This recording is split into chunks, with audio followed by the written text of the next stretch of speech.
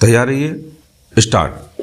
प्रत्युत्तरदाता संतोष सिंह और भाई नाथूराम ने अपने पिता लाजपत पुत्र रूपा से उनकी मृत्यु के बाद अन्य संपत्ति के अलावा कुछ कृषि भूमि भी उत्तराधिकार में प्राप्त की। स्टॉप। नाथूराम ने अपनी हित भूमि अपीलार्थी बाबूराम के पक्ष में पंजीकृत विक्रय विलेख दिनांक 19/8/91 के द्वारा कर दी। स्टॉप।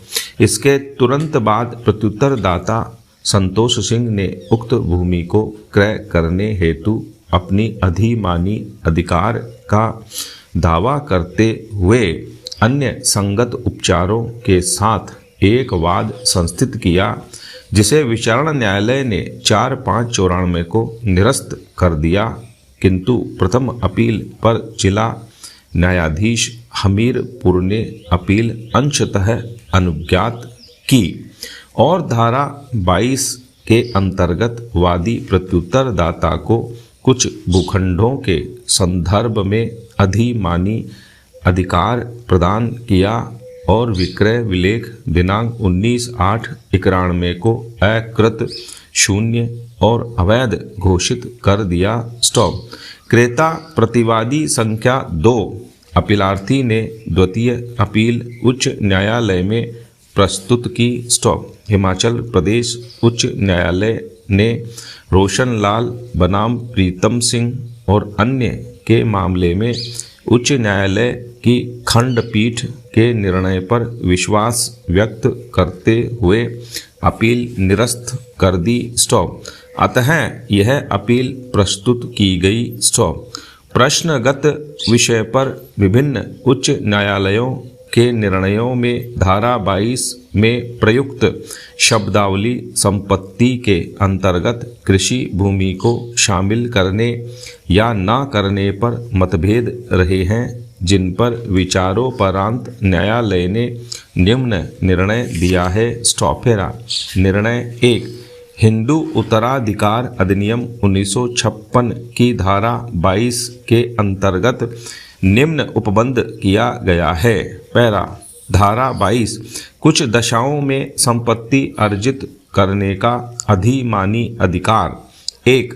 जहां की इस अधिनियम के प्रारंभ के पश्चात निर्वसियत की किसी स्थावर संपत्ति में या उसके द्वारा चाहे स्वयं या दूसरों के साथ किए जाने किसी कारोबार में के हित अनुसूची के वर्ग 1 में विनिर्दिष्ट 2 या अधिक वारिसों को न्यागत हों और ऐसे वारिसों में से कोई उस संपत्ति का या कारोबार में अपने हित के अंतरण की प्रस्थापना करे, वहाँ ऐसे अंतरित किए जाने के लिए प्रस्थापित हित को अर्जित करने को अधिमानी अधिकार दूसरे वारिसों को प्राप्त होगा। स्टॉपेरा।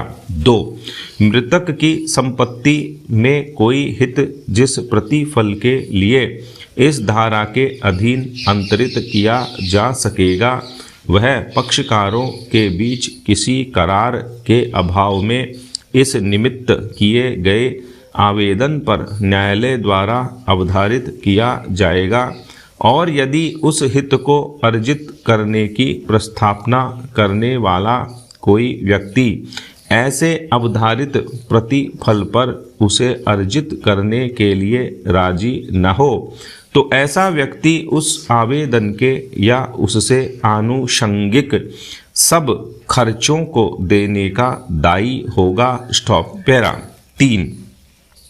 यदि इस धारा के अधीन किसी हित के अर्जित करने की प्रस्थापना करने वाले अनुसूची के वर्ग 1 में विनिर्दिष्ट 2 या अधिक वारिस हों तो उस वारिस को अधिमान दिया जाएगा जो अंतरण के लिए अधिकतम प्रतिफल देने की पेशकश करे। स्टॉपेरा।